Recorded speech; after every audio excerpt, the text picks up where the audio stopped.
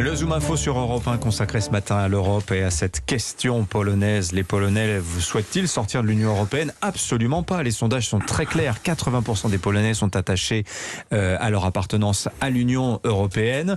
Mais aujourd'hui, ils sont en contentieux sur la question de la primauté du droit polonais par rapport au droit européen, ce qui leur est reproché par Bruxelles.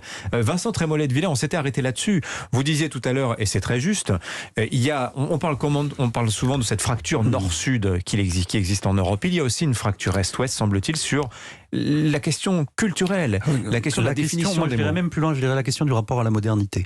C'est-à-dire que si on prend un événement central, c'est mai 68. En mai 68, en France et en Europe de l'Ouest, on essaye de s'affranchir des attachements familiaux, nationaux, patrimoniaux, culturels, civilisationnels. Oui. On balance tout et on fait autre chose. Et pendant ce temps-là, au même moment, il y a le printemps de Prague. Et le printemps de Prague, c'est quoi? C'est je veux renouer avec mon histoire, je veux renouer avec mes traditions, je veux renouer avec ma profondeur culturelle, je veux renouer le fil que l'Union soviétique a rompu. Et les deux sociétés se construisent comme ça. Et donc, elles n'ont pas le même champ de référence. Et on ne peut pas demander à des pays, les pays de l'Est, qui se sont construits contre le joug soviétique avec un rapport à la modernité complètement autre, d'être ce que nous sommes devenus.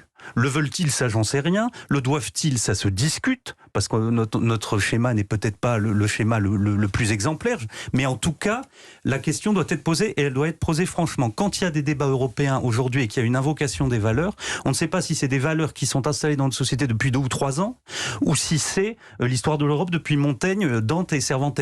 Et c'est à mon avis ça, le grand malentendu. Il y a même eu, je crois, quand von der Leyen a pris la direction de la Commission, un commissariat qui devait être commissariat des valeurs européennes. Et bon, il n'en est pas sorti grand-chose.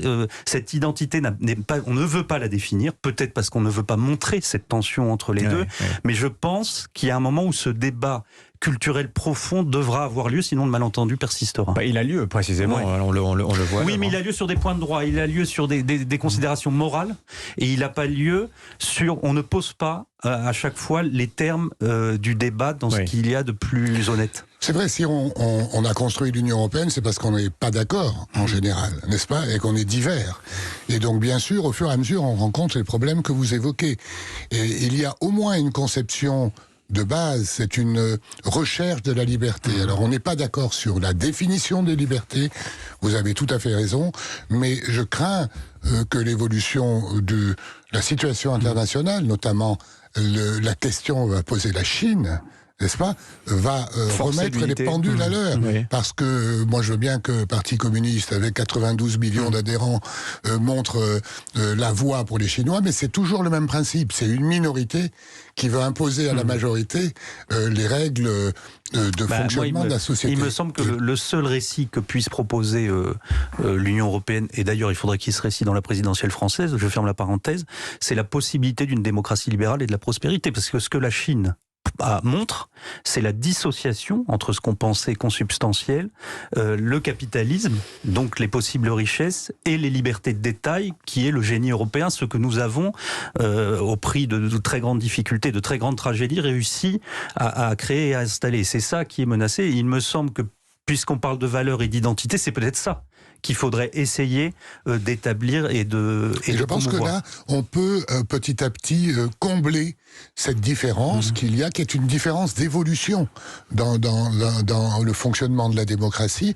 Incontestablement, les pays d'Europe centrale et orientale ne sont pas à la même phase que nous et n'ont pas les mêmes déclinaisons. Mais ce n'est pas ce qui est en cause dans l'arrêt de la Cour constitutionnelle polonaise, qui, elle, va plus loin et qui, finalement, 30 ans après l'adhésion, dit « Ah oui, mais on a oublié de vous dire que c'est pas conforme à la constitution polonaise. » Nous avons eu le même cas en France.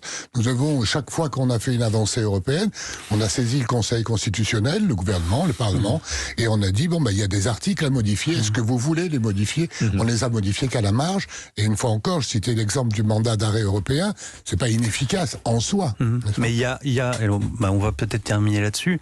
Il y a une autre question culturelle qui fracture l'Europe et qui rejoint ce débat et qui rejoint la campagne présidentielle aussi, qui est la question migratoire. Où là, vous avez une dizaine de pays qui sont opposés à une autre dizaine de pays avec une philosophie, certains d'un accueil presque généralisé et de l'autre d'un durcissement de la politique migratoire. Et là, de la même façon, l'Union européenne ne parvient pas pour le moment à définir une politique, comme si, dès qu'on sortait du doux commerce et de la vie réglementée par le droit et qu'on arrivait au tragique de l'histoire, cette construction politique se trouvait dépassée. Ce n'est pas le privilège de l'Union européenne.